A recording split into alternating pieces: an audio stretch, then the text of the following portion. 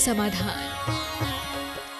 बोलिए आदिनाथ भगवान की, चिंतामणि पार्श्वनाथ भगवान की, चंद्रप्रभ भगवान की जय जय जय। वर्तमान शासननायक भगवान महावीर स्वामी की जय जय जय। संत श्रवणी आचार्य भगवान विद्यासागर जी महाराज की जय जय जय। परम पूज्य प्रमाणिक संत महामना मुनिराज प्रमासागर जी महाराज की जय जय जय। परम पूज्य अनंत सागर जी महाराज की जय जय जय। परम पूज्य अपूर्वमती अनंतमती अगाधमती माता जी की जय जय जय। अहिंसामयी जैन धर्म की जय जय जय।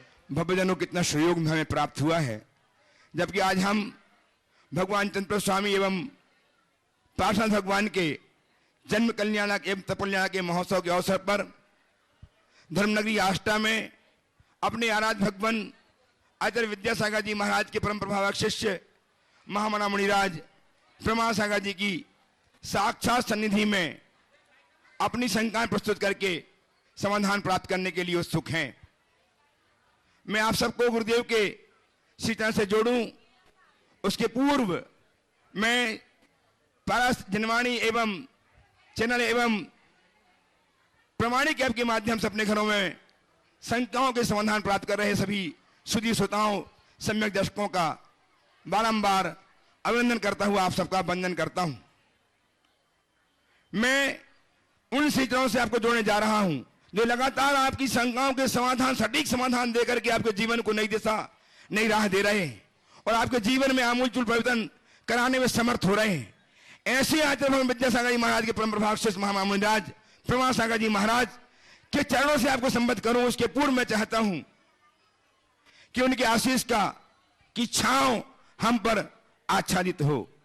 अतः मेरे साथ उच्चारें, नमोस्तु महर्षि, नमोस्तु महर्षि, नमोस्तु महर्षि, नमोस्तु महर्षि, नमोस्तु महर्षि। नमोस्तु महर्षि। प्रथम प्रश्न लेकर के उपस्थित हों कुमारी अन्वेषा सिंघई भोपाल से, कुमारी अन्वेषा सिंघई भोपाल से, और तैयार रहे पर्व जैन आदि जैन। बोलो जल्दी माइक दीजिए। नमोस्तु महर्षि, मेरा नाम अन्वेषा है, मैं भोपाल से आई हूँ। मेरा प्रश्न यह है कि हम जीवन में नियम क्यों लेते हैं? बहुत अच्छा। कभी कोई खेल खेली है?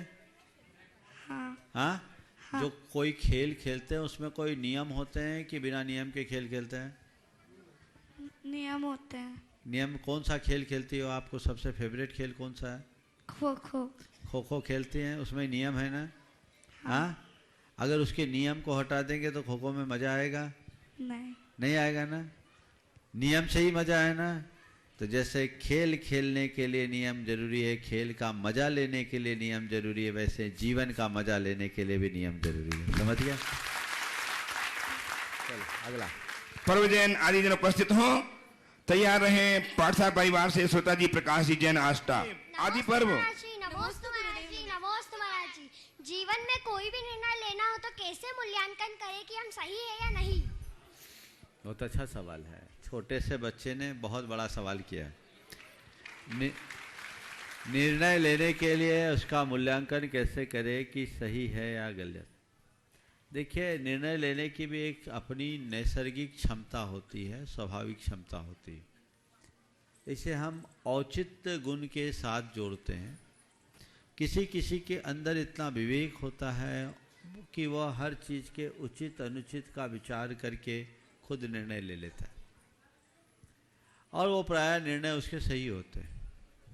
लेकिन एक सामान्य व्यक्ति को अपने निर्णय लेने की बात को, निर्णय के ऊपर विचार करना हो और मूल्यांकन करना हो तो इसका एक ही उपाय है, अपने हर निर्णय की समीक्षा करें और देखें 10 निर्णय में कितने निर्णय सही हैं।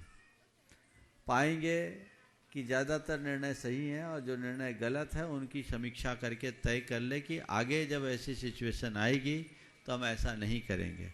यदि ऐसा कर लेते हैं तो हम अच्छा निर्णय लेने में समर्थ हो सकते हैं और अपने जीवन को आगे बढ़ा सकते हैं। पाठशाला परिवार से श्वेता जी प्रकाश जी आष्टा से उपस्थित हो और तैयार रहे प्रीति जैन पूर्व राष्ट्रीय संयुक्त सचिव। नमोस्तु गुरुदेव, वंदनामि माताजी। पाठशाला पूरे परिवार की तरफ से नमोस्तु गुरुदेव। हम हर प्रयास करते हैं गुरुदेव, सब शिक्षिकाएं प्रयास करती हैं कि कैसे न कैसे बच्चे पाठशाला आ जाए। हर महीने में 15 दिन वो आ जाते हैं और 8-10 दिन फिर गोल हो जाते हैं। टीवी के माध्यम से पढ़ाते हैं, थोड़े से चुटकुलों के माध्यम से पढ़ाते हैं, कहानी के माध्यम से पढ़ाते हैं, उन्हें मनोरंजन रूप पूर्वक देने की शिक्षा पूरी होती हम सारे पाठशाला परिवार की। लेकिन हम पूरा प्रयास नहीं कर सकते। हम शिक्षकों की पाठशाला में कैसे शिक्षित करें और उनसे जिससे बच्चा दुर्गति से बचा रहे और उन्हें आधुनिकता से बचा सके। देखिए, ये समस्या पूरे देश भर में है। पाठशालाओं के प्रति जैसा उत्साह दिखना चाहिए वैसा उत्साह प्राय नहीं दिखता, जबकि ये बहुत आवश्यक है। सबसे पहले तो मैं कहूँगा खासकर बच्चों की माताओं से कि आप अपने बच्चों को स्कूल भेजने की जितनी तत्परता रखती हों, पाठशाला भेजने में भी उतनी ही तत्परता रखें। कदाचित स्कूल न जाए तो थोड़ा बहुत पिछड़ेगा, पर पाठशाला न जाए तो पूरी जिंदगी पिछड़ जाएगी। हमें शिक्षा से ज़्यादा महत्व संस्कारों को देना चाहिए और पाठशाला ही वह स्थान है जहां हम संस्कार गढ़ सकते हैं। इसलिए बच्चों को अच्छे संस्कार देने के लिए पाठशालाओं के प्रति उनका खुद का उत्साह होना चाहिए और बच्चों को उत्साहित करके लाना चाहिए। और आपने जैसे कहा, हम बड़े आधुनिक तरीके से बच्चों को पढ़ाते हैं, पढ़ाना चाहिए। हालांकि मुझे प्रसन्नता है कि आप 7 दिन पाठशाला चला रहे हैं। हाँ जी महाराज, ये बहुत अच्छी बात है, आष्टा जैसी जगह में हो जाए तो। लेकिन आजकल कुछ और परिवर्तन करें। अभी प्रामाणिक समूह ने जी बहुत सारे एनिमेटेड कहानियाँ बनाई हैं, प्रामाणिक ऐप पे उपलब्ध है।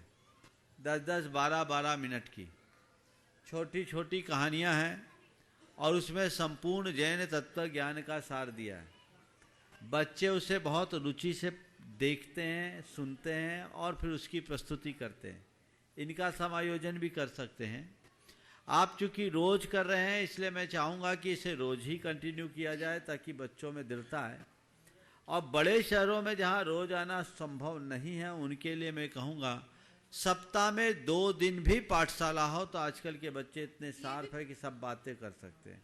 शनिवार रविवार एक दिन सामूहिक पूजन और एक दिन उनको पढ़ाया जाए और सप्ताह भर का कोर्स उनको दे दिया जाए तो बच्चे अच्छे तैयार होकर के आते हैं और ये प्रारंभिक दिनों में सब चीज़ें सीख लेते हैं तो जीवन उनका आगे बढ़ता है। अगर आप अपने बच्चों को आज पाठशाला नहीं भेजेंगे तो कालांतर में ऐसा भी हो सकता है कि 15-16 साल की उम्र में उसको बताना पड़े कि बेटा तुम जैन हो। मैं एक घटना बताता हूँ, भोपाल की ही घटना है।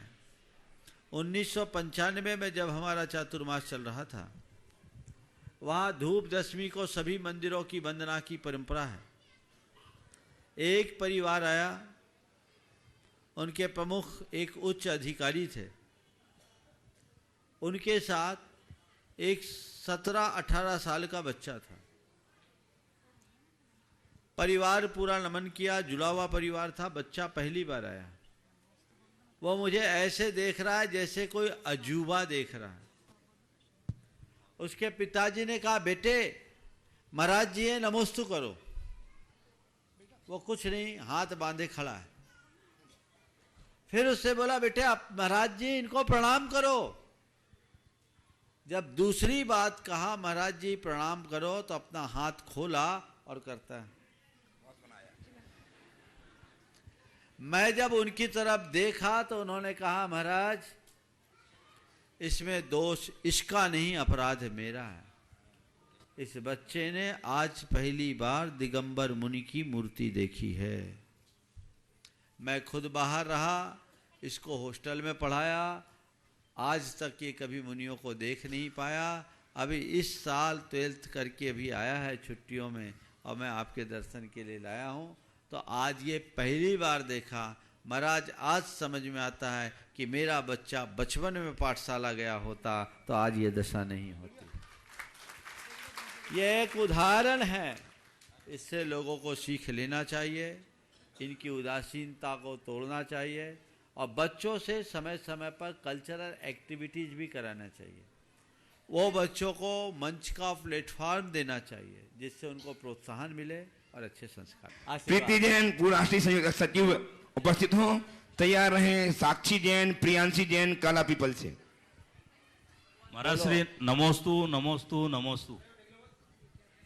हे गुरुदेव, मेरा प्रश्न ये है कि हम कैसे पुरुषार्थ करते हुए जिन दायित्वों के समक्ष हम बंधे हुए हैं उनको निर्वाह करते हुए रचनात्मक कार्यों का सृजन कर सकें जो समाज के लिए हित में हो।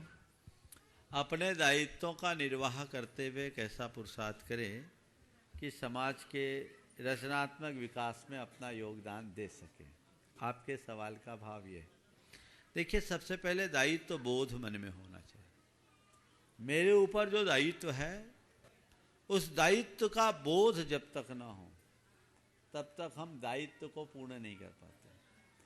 तो दायित्व का बोध हो, दायित्व को निभाएं और अपने कर्तव्यों का पालन करें। दायित्व निभाया जाता है, कर्तव्य पाला जाता है। फिर इनको करते हुए अपने समय के अपव्यय से बचे, अपनी प्राथमिकताएं सुनिश्चित करें और प्रथमतः अपने दायित्व का निर्वाह और कर्तव्य का पालन करते हुए जो शेष समय बचे उसे अपनी प्रतिभा, क्षमता और संसाधन के अनुरूप रचनात्मक दिशा में लगाएं। संजय जी जैन सीतामढ़ी जी तैयार रहेंगे। मेरे और मेरे परिवार की तरफ से महाराज श्री के चरणों में त्रय बार नमोस्तु नमोस्तु नमोस्तु। महाराज श्री, मेरा प्रश्न यह है कि यदि कोई व्यक्ति अपने जीवन में किसी भी अच्छे कार्य के लिए आगे बढ़ता है तो कुछ विरोधी बाधक तत्व बीच में आते हैं, उनसे ऐसी परिस्थिति में हम निपटने के लिए हम ऐसा कौन सा कार्य, अच्छा कार्य करें जिससे हमारा मनोबल भी बना रहे और अच्छा भी रहे सबसे। देखो ये स्वभाव है, खेती का शायद तुम्हें अनुभव नहीं होगा। किसान को किसानी करते हुए देखिए कभी? नहीं देखे। देखा है? जब बीज बोता है ना किसान, तो बीज बाद में अंकुरित होता है, खरपतवार पहले उगाते हैं। आते हैं ना? खरपतवार पहले उगाते हैं, बीज बाद में उगता है। तो उससे घबराना नहीं चाहिए, स्वाभाविक प्रक्रिया है। बाद में क्या किया जाता है, उसकी धीरे से निदाई गुड़ाई करके खरपतवार को अलग कर दिया जाता है। बस ये देखें, ये बाधक कारण है, ये हमारे लिए एक चुनौती है। अगर मनुष्य सजगता के साथ काम करे तो बहुत आगे बढ़े। आजकल एक टेक्नोलॉजी बदल गई है। जब बीज को बोते हैं तो वो क्या प्लास्टिक का वो बिछा देते हैं और पन्नी, उसमें बीच में होल करके एक एक बीज को डालते हैं। बोले, मैंने पूछा ऐसा क्यों करते हैं? बोले इसलिए कि खरपतवार ना उगे। तो ये भी है कि बाधक कारण उपस्थित ना हो, उसके लिए हम अपने आप को पहले से इतना स्ट्रांग बना लें और अपने कार्य की तैयारी इतने सुचारित तरीके से करें कि कोई कितनी भी बाधा उपस्थित करना चाहे बाधा ना आए। संजय जी सीतामढ़ी जैन उपस्थित हो, तैयार रहें। आर्दव पोरवाल आस्था। नमस्ते महाराज श्री, मेरा प्रश्न ये है कि मेरे पिताजी लाइलाज बीमारी से ग्रसित हैं।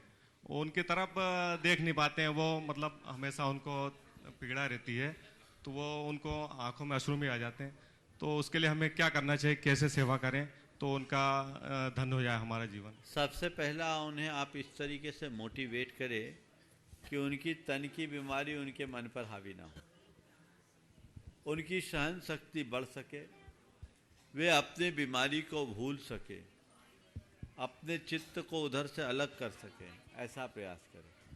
यदि ऐसा करेंगे तो उनकी क्षमताएं विकसित होगी और आप उनके साथ जितना बन सके सद्भाव मूलक बात करें।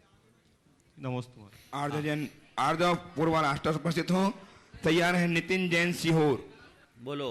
नमस्ते महाराज श्री, मेरा प्रश्न ये है, जैसे हमें वेज फूड जो रहते हैं वो प्लांट से मिलते हैं, वेज फूड जो रहता है वो प्लांट से मिलते हैं, नॉन वेज फूड्स जो रहते हैं वो एनिमल्स से मिलते हैं। तो जो मिल्क रहता है वो वेज है या नॉन वेज? देखो, बहुत सारे लोग मिल्क को लेकर के भ्रांति में हैं। मिल्क किसी भी अर्थ में नॉन वेज नहीं। ऐसा नहीं है जो एनिमल से निकला सब नॉन वेज। एक है दूध, एक है खून, दोनों में अंतर है। समझ गए? हमारे शरीर से खून निकलता है, किसी के भी शरीर से खून निकलता है, तकलीफ होती है। गाय दूध देती है, उसको कोई तकलीफ नहीं, अपितु अगर वो दूध न दुहा जाए तो तकलीफ, समझ गए। और गाय को हमारे यहाँ पशुपालन को एक बहुत बड़ा कर्तव्य माना गया जीविकोपार्जन का, और उसे अपने परिवार के अंग की भांति रखा गया। आज भी चूल्हे की पहली रोटी उसके लिए सुरक्षित होती है। तो दूध दुहा जाता है। मैंने इसके विषय में काफ़ी विस्तार से अनेक बार चर्चा की है, यूट्यूब में उसे देख लेना। नितिन जैन सीहोर से उपस्थित तैयार हैं भोपाल से जैन सोशल ग्रुप के दंपति सदस्य। एक प्रश्न होगा उनसे बस। मंचाशी दोनों महाराज जी को त्रिबार नमोस्तु, सकल जैन समाज सीहोर की तरफ से।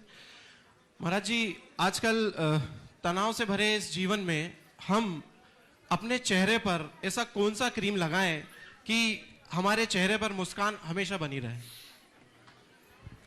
तनाव से भरे इस युग में चेहरे पर ऐसा कौन सा क्रीम लगाएं कि हमेशा मुस्कान बनी रहे? मैं बताऊं, ओम, इसी क्रीम ने मुस्कान छीनी है। मैं तो सलाह दूंगा कि सवाल बदल दो, संशोधित कर दो। ऐसा कौन सा क्रीम लगाएं कि हमेशा मुस्कान बनी रहे, उसकी जगह ऐसी कौन सी स्कीम अपनाएं कि मुस्कान बनी रहे। क्रीम के चक्कर में मत पड़ो। अब आ रहा हूं उत्तर, अभी तो सवाल संशोधित किया। वो स्कीम बता दीजिए।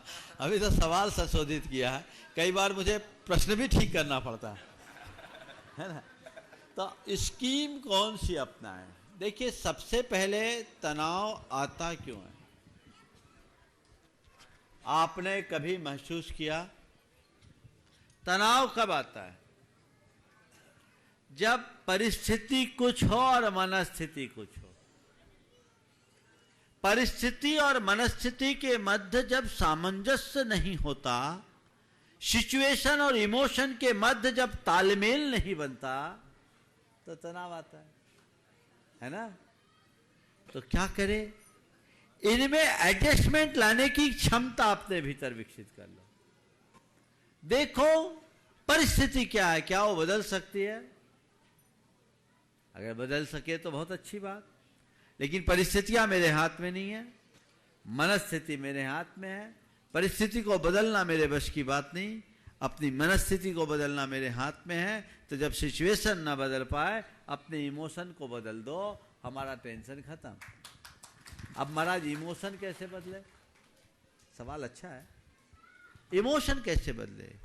उस समय सेल्फ मोटिवेशन लो, अपने एटीट्यूड को चेंज करो, पॉजिटिविटी लाने की कोशिश करो, सकारात्मकता से सोचो। साथ ही ये सोचो, ये जो भी चीज है ये थोड़ी देर की बात। आशावादी बनो, तो अपने आप हमें लगेगा कि जिसको मैं अपनी परेशानी का कारण समझ रहा था वैसा कुछ है ही। संयोजक अतिथि भोजन व्यवस्था आष्टा। महाराज Shri Jain social group international federation की ओर से नमोस्तु।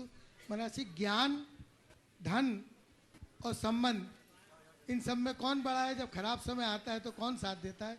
कृपया समाधान करें। ज्ञान, धन, संबंध, इन तीनों में कौन बड़ा है? जो खराब समय में साथ देता है। अपने अनुभव से पूछो क्या बोलता है। हेलो, समझ गए? धन निर्वाह का साधन है, संबंध व्यवस्था बनाने में सहायक है, पर ज्ञान समस्या को मिटाने का आधार है।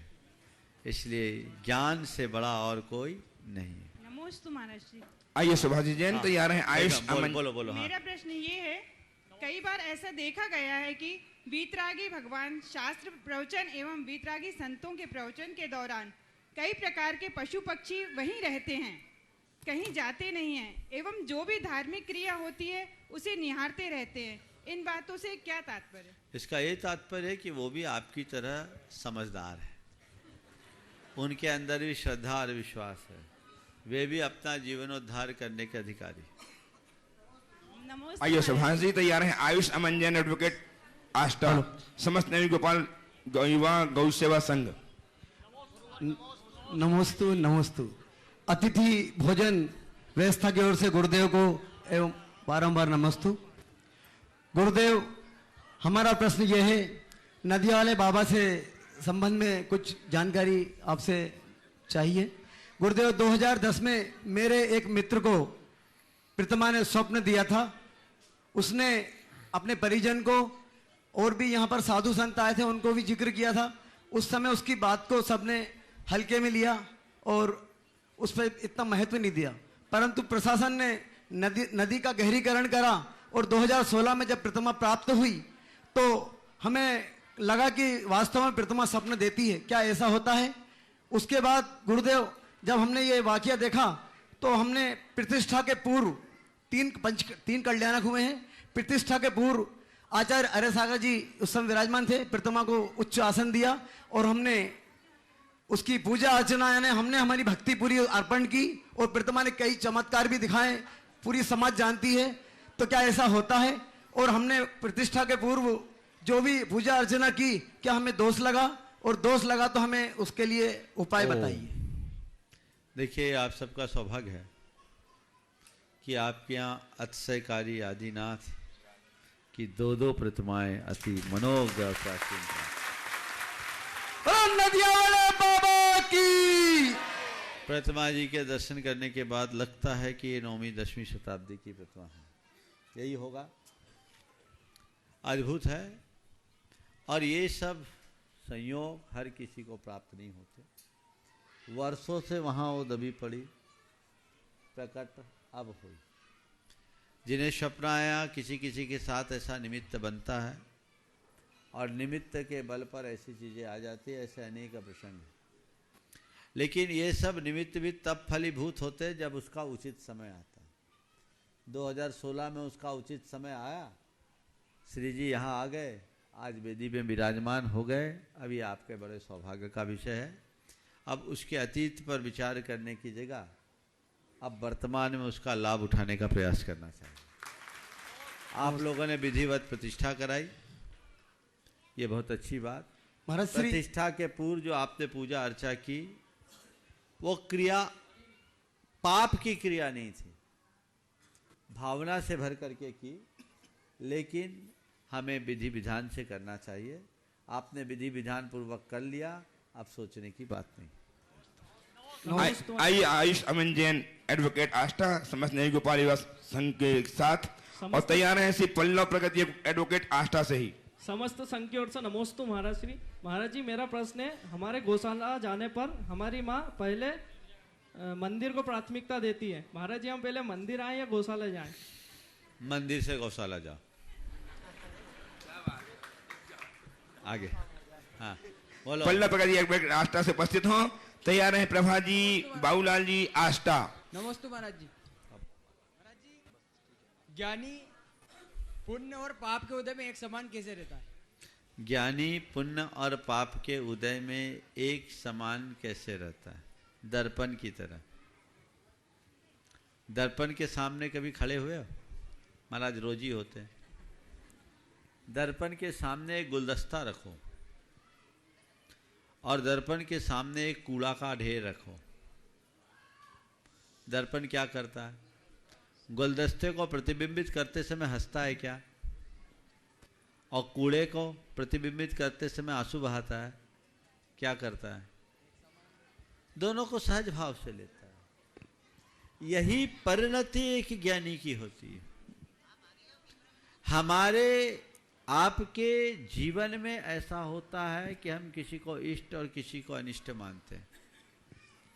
इष्टानिष्ट कल्पना अज्ञान की परिणति है। इष्टानिष्ट कल्पना हमारी अज्ञान की परिणति है। जो ज्ञानी होता है वो किसी को ना इष्ट मानता है ना अनिष्ट, तो उसके हृदय में पुण्य पाप दोनों स्थिति में समता बन जाती। आइए प्रभा जी, और तैयार हैं प्रोफेसर आनंद मोहन जैन भोपाल से। आनंद मोहन जी भोपाल से। नमोस्तु महाराज जी। ये प्रश्न मेरी सास का है। महाराज जी, उन्होंने पूछा है कि जैसे अपन ओम थोड़ा सा पूजा करते हैं, अपन जब अर्घ चढ़ाते हैं 9 करोड़ महामुनि राजों का, उसमें आचार्य श्री और आप लोग गर्वित हैं या नहीं? अगर आपकी दृष्टि में वो सच्चे मुनिराज है तो गर्वित है। और महाराज जी हाँ बोलिए। नमोस्तु। आइए प्रोफेसर आनंद मोहन जी जैन भोपाल से तैयार हैं, डॉक्टर अभिषेक जी जैन भोपाल से ही ट्रस्टी गुणायतन। महाराज जी नमस्तु नमस्तु नमस्तु। मेरी एक जिज्ञासा है महाराज जी, या एक आपसे मार्गदर्शन चाहता हूँ। भोपाल शहर में पूरे प्रदेश के और बाहर के लोग भी 6-6 महीने 8-8 महीने आते हैं और वहाँ रहते हैं, कॉम्पिटिटिव एग्जाम्स की तैयारी करते हैं और उनको उसमें काफ़ी असुविधाएं भी होती हैं। तो इसके लिए समाज को कुछ दिशा निर्देश दें या मार्गदर्शन। भोपाल पहुँचने तो फिर बात करेंगे। चलो अभी आइए डॉक्टर अभिषेक जी जैन भोपाल से, तो मामला गड़बड़ हो जाएगा। ट्रस्टी गुणायतन तैयार हैं, संजीव जैन पप्पी भैया आष्टा से। नमस्ते महाराज जी। महाराज जी आज की डेट में हमारी जो सोच है वो सोशल मीडिया के अधीन है। मतलब हम जो भी सच मानते हैं, जो हमको सोशल मीडिया में आता है, हम उसको सच मान लेते हैं। एंड ग्रेजुअली अब जो फेक न्यूज़ आ रही हैं उसकी वजह से हम चीज़ों को की निंदा करना, दूसरे धर्मों की निंदा करना और इन चीज़ों में काफ़ी आगे बढ़ गए हैं। तो ऐसे में समाज का क्या रोल होना चाहिए सोशल मीडिया के प्रति, ताकि हम इन चीज़ों को रोक सकें? देखिए मैं तो एक बात कहता हूँ, अपनी क्रिएटिविटी को बनाए रखना चाहते हैं तो न्यूज फास्टिंग करना चाहिए। न्यूज फास्टिंग, न्यूज फास्टिंग मतलब क्या होता है? भोजन का उपवास तो है ही, समाचार का उपवास करो। कोई न्यूज सुनना नहीं, चाहे वो सोशल मीडिया हो, चाहे इलेक्ट्रॉनिक मीडिया हो, चाहे प्रिंट मीडिया हो। ये करते क्या है? केवल और केवल नकारात्मकता को परोसते हैं। आज जितने खबरिया चैनल है क्या दिखा रहे हैं? कहां दंगा, कहां फसाद। उन सब चीजों से हमारे सब कॉन्शियस पर विपरीत असर पड़ता है। इसी तरह जो लोग 24 घंटे सोशल मीडिया में रमे रहते हैं, उनकी अपने सोचने की, समझने की क्षमताएं खत्म हो जाती।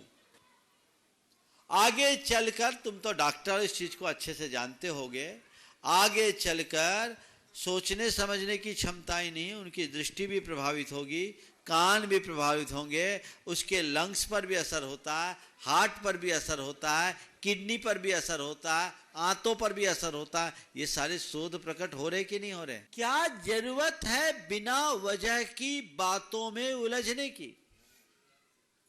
जैन परंपरा में एक शब्द आता अनर्थ दंड, उसमें दुष्श्रुति आता है, जिसका कोई मतलब नहीं, उसमें दिमाग लगाना दुष्श्रुति है। आप लोग आजकल इसमें ही रम रहे हैं, बिना सिर पैर की बातों में। और एक बात आपको बताऊं, दुनिया के ऐसे अनेक लोग हैं जो सोशल मीडिया और इंटरनेट का बहुत सीमित उपयोग करते हैं। Bill Gates, Steve Jobs, Zuckerberg जैसे लोग जिनने आईटी के क्षेत्र में क्रांति की।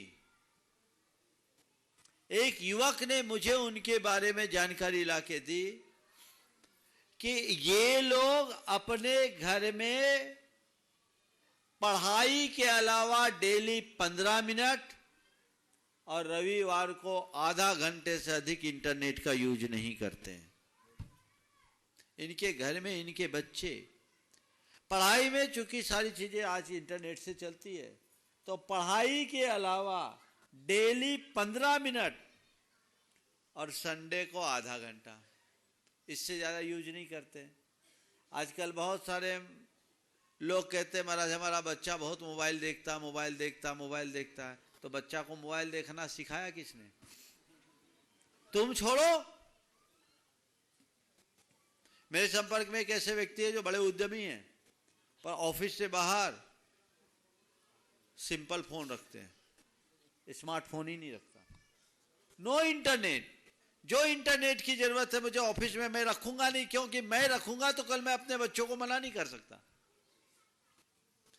एक बहुत बड़ी जागरूकता की जरूरत है। इससे तन मन चेतन तीनों बर्बाद हो रहे हैं और सामाजिक समरसता भी खत्म हो रही है। इसलिए इस सुविधा का सीमित उपयोग होना चाहिए, वहीं जहां आवश्यक है बिना मतलब की बातों में नहीं उलझना चाहिए। मैं तो सलाह दूंगा, आप सब संकल्पित हो जाइए कि मुझे बिना मतलब के व्हाट्सएप ग्रुपों से जुड़ना ही नहीं है। आजकल तो क्या क्या है आपका, व्हाट्सएप है, फेसबुक है, इंस्टाग्राम है, ट्विटर है, और क्या है, हाँ और भी कुछ है, हाँ टिकटॉक। अबे सब आप ही लोगों से सुना है, मैंने देखा है क्या नहीं है। तो ये सब चीजें आपको दिनों दिन उलझा देने वाली है। ठीक है, आइए संजीव जैन पप्पी भैया आष्टा से तैयार है। श्रीमती मोनिका जैन आचार्य विद्यासागर पाठशाला संचालिका आष्टा। नमोस्तु महाराज जी। महाराज जी, मेरा प्रश्न यह है कि एक स्त्री का जीवन अपनों को समर्पित होते हुए पूरे दिन पापादिक कार्यों में ही निकल जाता है, तो ऐसे में अगर उसका भाव आत्म कल्याण का हो तो वो अपने लक्ष्य को कैसे प्राप्त करे?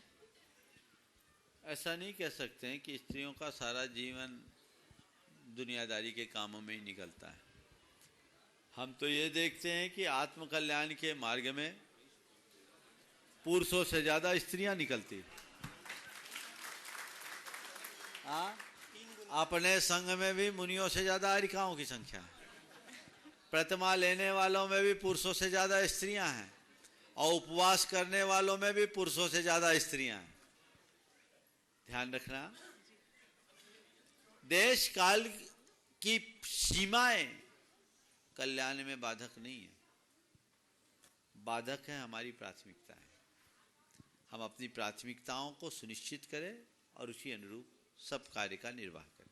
आइए मोनिका जी तैयार है। श्रीमान रमेश जी जैन विदिशा से ट्रस्टी गुणायतन। मुनि श्री के चरणों में बारंबार नमस्तु, माता जी के चरणों में वंदामी। महाराज श्री में विगत 12 वर्षों से पाठशाला के अध्यापन कार्य से जुड़ी हुई हूँ। हम सभी यह मानते हैं कि यदि बचपन से ही बच्चों को धार्मिक शिक्षा दी जाए तो वे भटकेंगे नहीं, परंतु आजकल के माता पिता स्वयं ही यह कहते नजर आते हैं कि बड़े होकर हमारे बच्चे क्या करेंगे। क्या उन्हें अपने स्वयं के पालन पोषण पर विश्वास नहीं है, या उन्हें पालन पोषण का सही तरीका ही नहीं पता है? आप दिशा निर्देश दीजिए। मैं तो समझता हूँ आजकल बच्चों की अपेक्षा बड़ों को पाठशाला पढ़ाना चाहिए। ये ज़्यादा बिगड़ है, इनके हाल ज़्यादा खराब है। आपने बिल्कुल सही कहा। हम लोग दो तरह की बातें करते हैं। मैं एक घटना बताता हूँ। एक बच्ची एक दिन मेरे पास रोते हुए आई। वो प्रतिभा स्थली की छात्रा थी। छुट्टी में घर आई, और घर आने के बाद उसके पापा मम्मी कहते, बेटे तेरे को वहाँ आलू प्याज खाने को नहीं मिलता, चलो आज बाहर जाके होटल में खाएंगे। बच्ची कह रही नहीं खाऊंगी। नहीं चलो खाओ, तुमको खाना है। बच्ची सीधे रोते हुए मेरे पास आ गई और कहा, महाराज आप मेरे पापा मम्मी से पूछिए, जब हमको यही कराना है तो प्रतिभा स्थली भेजा क्यों? बच्ची कह रही है यही कराना है तो हमें प्रतिभा स्थली भेजा क्यों? मैंने उनके माँ बाप से पूछा, बोले ये क्यों कर रहे? बोले महाराज आज के हिसाब से करना पड़ता है। हम बोले ध्यान रखो, ये बच्ची जो कर रही है वो आज के हिसाब से कर रही है। आज का हिसाब बिगड़ा इसलिए वहां से संस्कार मिल रहे। हिसाब ठीक होता तो ये संस्कार तुम्हारे घर में होते। तुम वहां भेज क्यों रहे? तुम चाहते हो कि संस्कार पढ़े तो तुम्हें चाहिए कि उसके अनुरूप अपने घर का आचार विचार करे। हो रहा तो ये चाहिए था कि जिस दिन तुमने अपनी बच्ची को प्रतिभा स्थली भेजा तो वहां हमारी बेटी अगर आलू प्याज के बिना रह सकती है तो हम घर में भी आज से आलू प्याज का प्रयोग नहीं करेंगे। ये होना तब संस्कार की ज्योत जगती है। दोहरापन जीवन में कभी आगे नहीं बढ़ने देता, इसलिए इस दोहरेपन को समाप्त करें। आइए श्रीमान रमेश जी विदिशा से। होने के नाते मैं जानना चाहती हूँ कि बच्चों को सबसे पहले वे कौन सी बातें पाठशाला में सिखानी चाहिए जिससे बचपन से ही उनमें जैन धर्म के प्रति अटूट विश्वास और आस्था जाग जाए? देखिए बच्चों के अंदर 4 बातें भरिए। सबसे पहले पाप भीरुता, पापों से डर। दूसरी बात संवेदनशीलता, उनके अंदर संवेदनाएं जागृत कीजिए ताकि दया करुणा के भाव उनमें स्वाभाविक तौर पर उभरे।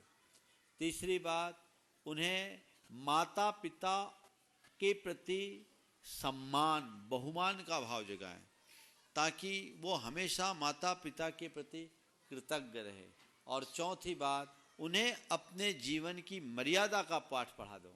मेरे जीवन की लिमिट क्या है? यदि इतनी बातों को हमने बच्चों को प्रारंभिक दिनों से भर दिया तो आगे चलकर उसे कुछ कहने की जरूरत और यदि हमें विदिशा से विदिशा से रमेश जी जैन करैया वाले ट्रस्टी गुणायतन उपस्थित हों। तैयार हैं श्री देवेंद्र जी जैन रतलाम से, आनंद मुनि भक्त देवेंद्र जी जैन रतलाम से। नमोस्तु गुरुदेव। बोलो। बस गुरुदेव, जैसा गूंगे को गुड़ का आनंद आता है, हाँ। प्रकट नहीं कर सकता, बस वैसा ही आनंद आता है। बहुत बढ़िया, चलिए आशीर्वाद। आगे आइए देवेंद्र जी रतलाम इंदौर से रतलाम वाले, और तैयार हैं श्रीमान मुकेश जी कीर्ति जैन मेट्रो दिल्ली ट्रस्टी गुणायतन। नमस्ते गुरुदेव। जैसे कार को चलाने के लिए हमको फ्यूल की जरूरत लगती है तो वो काम करती है, उसी प्रकार इंसानों में एक नॉलेज डू भी फ्यूल होता है जो उसको जानवर से अलग दिखाता है या अलग बनाता है। तो आदमी या इंसान उस नॉलेज डू भी फ्यूल का इस्तेमाल कैसे करे कि वो जानवरों से अलग ही बना रहे? देखिए, बहुत अच्छा सवाल किया आपने। गाड़ी को चलाने के लिए फ्यूल की ज़रूरत है, जीवन की गाड़ी को चलाने के लिए भी फ्यूल की ज़रूरत है। आपने इस फ्यूल की तुलना नॉलेज से की है, ज्ञान से की है। ज्ञान हमारे जीवन का ईंधन नहीं, इंजन है। ध्यान से सुनो, ज्ञान को फ्यूल मत बोलो, ज्ञान को इंजन बोलो। जब तक ज्ञान है तब तक प्राण है। हाँ, ये इंजन चले कैसे, मेरा ज्ञान ठीक काम कैसे करे, तो उसके लिए है ध्यान। ठीक तरीके से ध्यान करोगे, विवेक बुद्धि जागृत रहेगी, ज्ञान काम करेगा।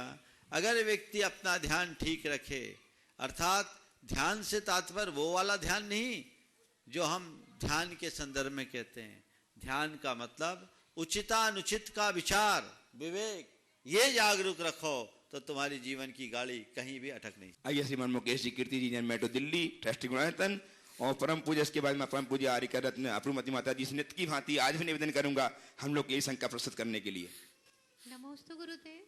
नमोस्तु महाराज जी, वंदनामी माता जी। गुरुदेव, स्वयं के पास रहना हो तो आचरण कैसा होना चाहिए, इसके लिए इन किन प्रवृत्तियों को सीमित करना होगा? स्वयं के पास रहने के लिए आचरण कैसा रखना है? स्वयं के पास रहने के लिए कुछ नहीं करना है, अपनी औरों से कनेक्टिविटी खत्म कर देना। हमारा कनेक्टिविटी जब दूसरों से बढ़ जाता है तो स्वयं से संपर्क टूट जाता है। स्वयं के साथ स्वयं का संवाद बनाने के लिए अंतर्मुखी होना जरूरी है, और अंतर्मुखता का यही आधार है कि हम पर संपर्क और संसर्ग से मुक्त हों। हम एक प्रयोग करें स्वयं के साथ संवाद जोड़ने का। अपने कान में उंगली डालें। आप सब डालिए एक बार, पहले पूरी बात सुन लो फिर डालना। कान में उंगली डाल करके अंदर की आवाज सुनना। सनसनाहट की एक आवाज आएगी, बस उसको सुनो। आंखें बंद कर दो, बाकी सब बंद करके केवल एक अंदर की आवाज को सुनने का 20 सेकेंड के लिए प्रयास करो। अब कान में उंगली डालो।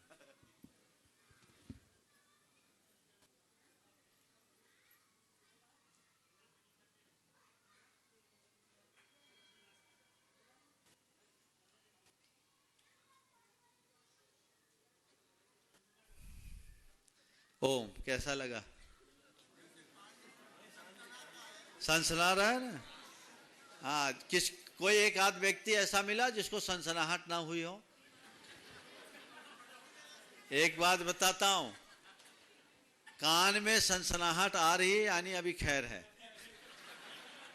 रिष्ट के लक्षण में ऐसा बताया है कि कान में उंगली डालने पर सनसनाहट ना आ रही हो तो समझ लो उसकी टिकट कटने वाली है, कभी भी कट सकती। हालांकि मैंने उस संदर्भ में ये बात नहीं कहा। आप देखिए, हम बाहरी कोलाहल में कितने मगन होते हैं। अपने अंतर जल्प को सुने, ये भी एक प्रयोग है ध्यान में डूबने का। तो कान में उंगली डालकर अपने अंतर ध्वनि को सुने। आप अगर इसका अभ्यास करेंगे, आपके विचार विकल्प शांत होंगे, आपको एक अलग आनंद की अनुभूति होगी। ये भी अंतर्मुखता को बढ़ाने का एक माध्यम।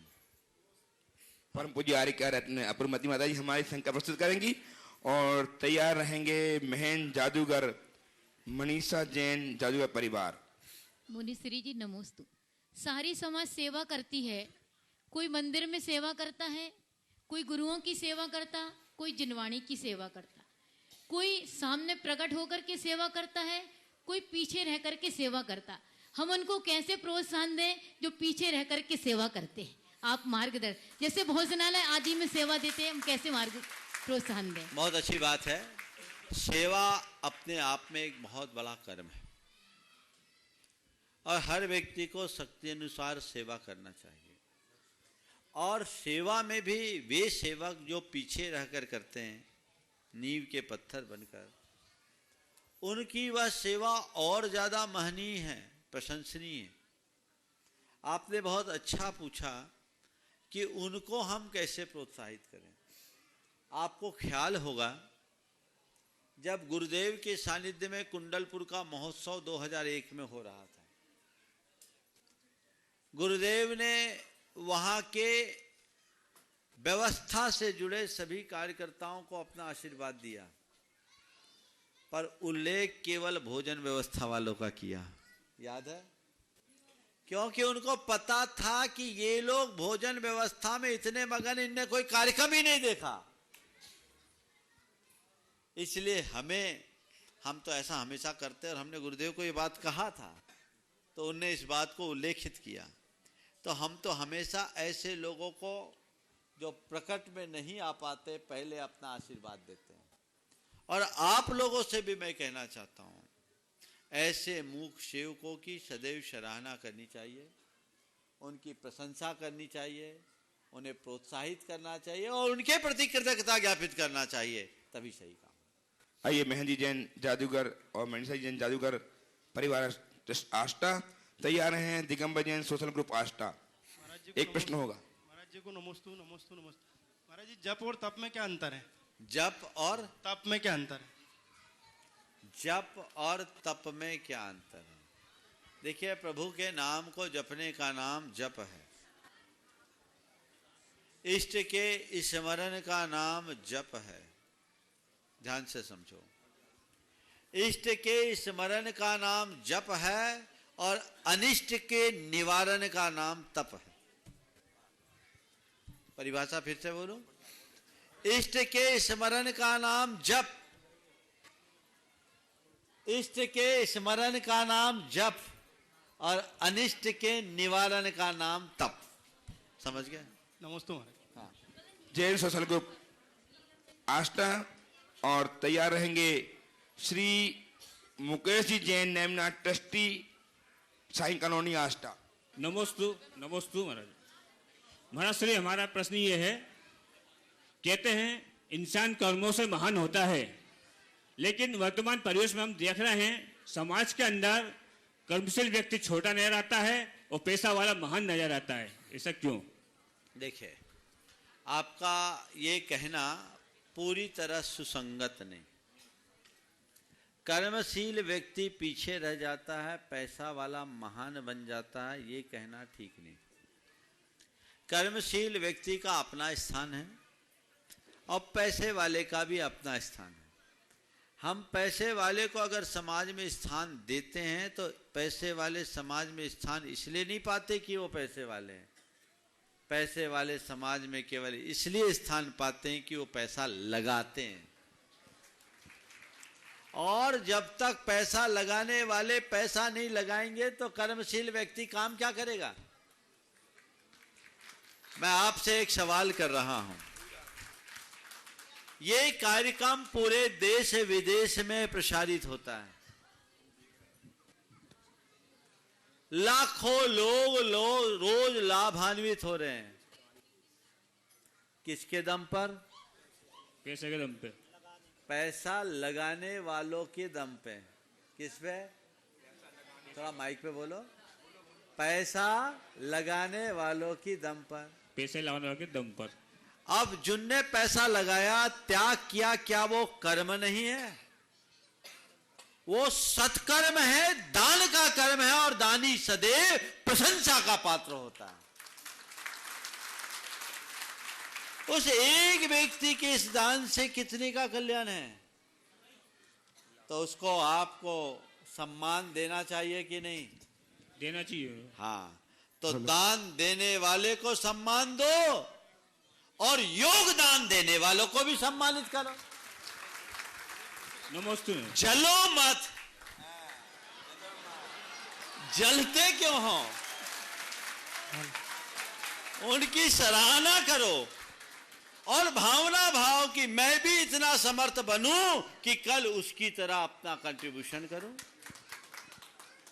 दानी से जलो मत, और अगर तुम दानी हो तो मानी मत बनो, नम्र बनो। दोनों तरफ बैलेंस है। आइए श्रीमान Mukesh Jain, hello, name night trustee Sai colony, और तैयार हैं श्रीमान सचिन जी, सौरभ जी जैन, प्रसन्न हरी मणिया, जबलपुर।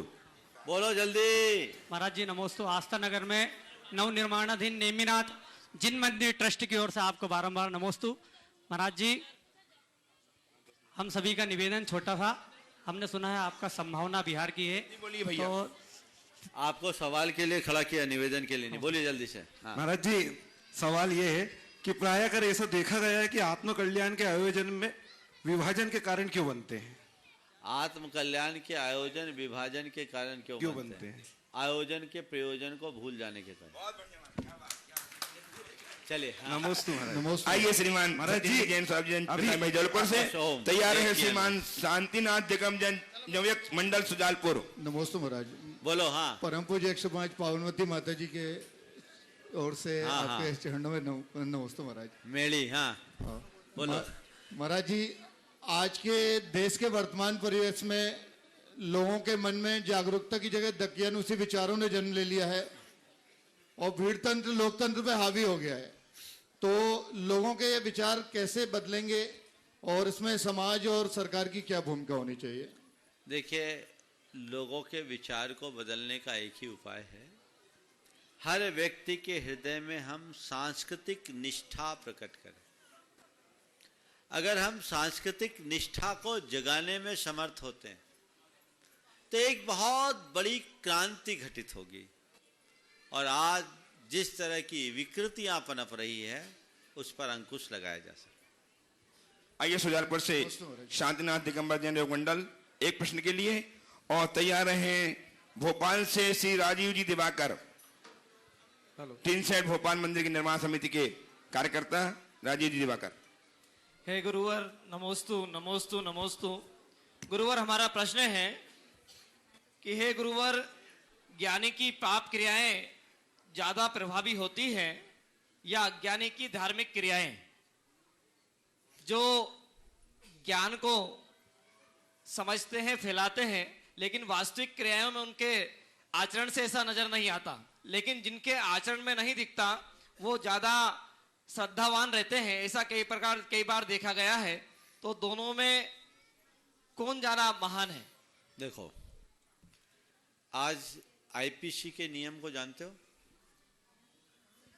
Indian Penal code.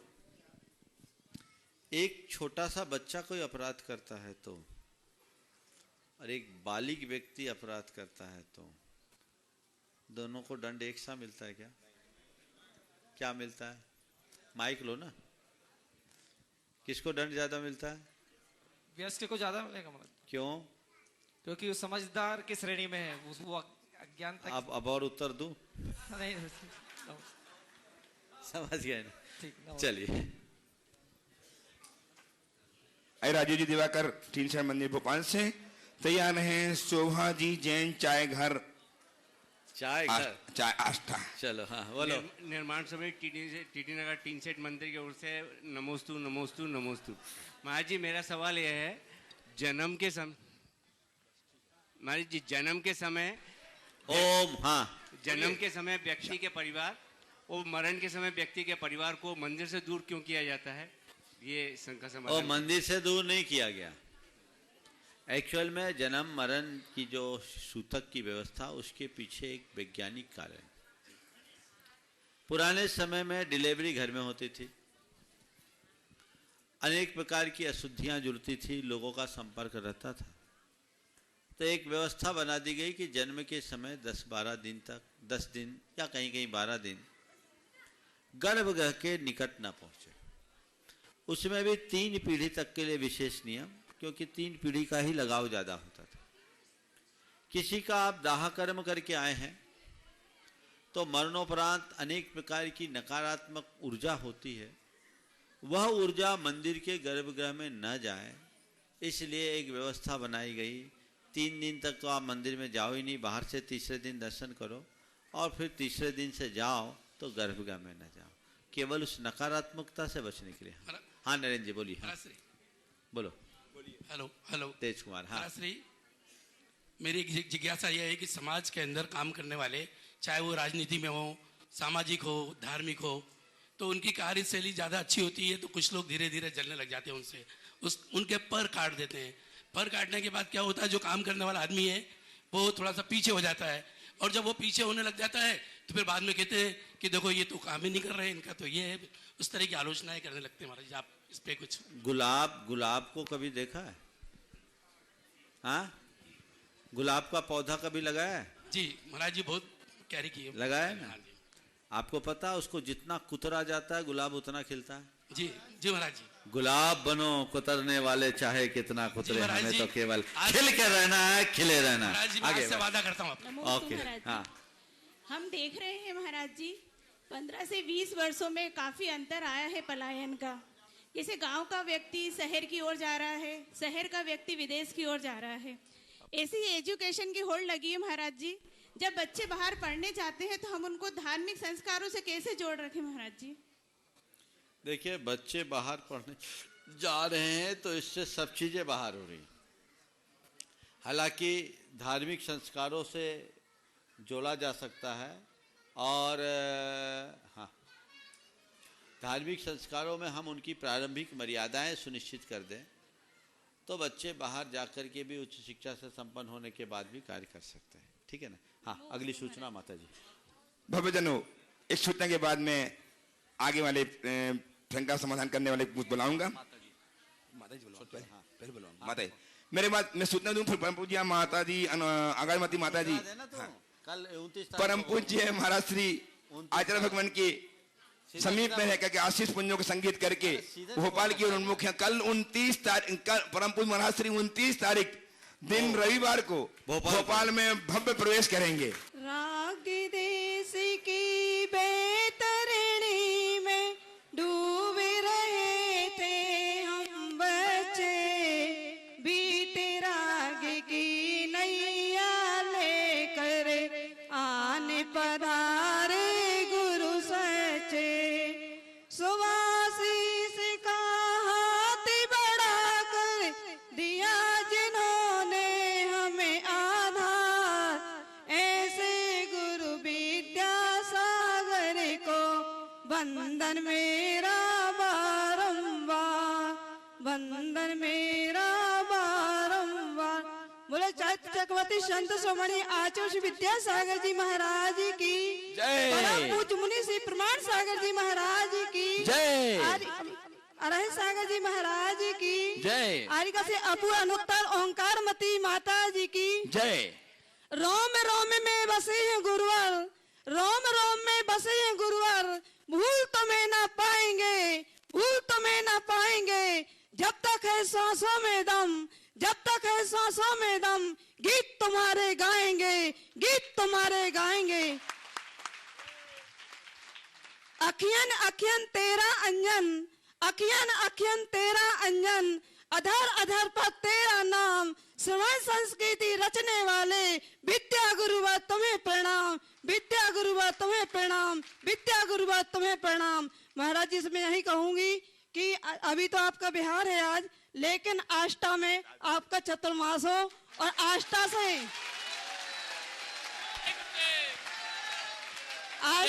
होते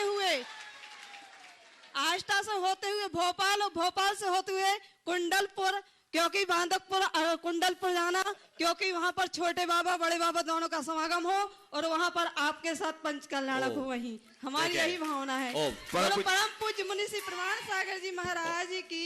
इस प्रकार आज के सत्र का समापन परम पूज्य गुरुदेव के स्मरण के साथ हम करेंगे। जैसा अभी आपको बताया गया, अभी हम लोग यहाँ से प्रस्थान करेंगे। आस्था वालों को भरपूर लाभ मिला, जितना उनने सोचा उससे ज़्यादा। परसों प्रातःकाल सीहोर में हम लोगों का प्रवेश होगा। कल बीच में कौन सा अमलाहा, और जैसा अभी आपको सूचना दी गई, भोपाल में 29 तारीख की सुबह होगी। बोलिए परम पूज्य आचार्य गुरुवर श्री विद्यासागर जी महाराज जय जय जय। और आज का रात्रि विश्राम कोठरी परम पूज्य परमासागर जी महाराज की जय जय। परम पूज्य आरासागर जी महाराज की जय जय। आरिका संघ की जय।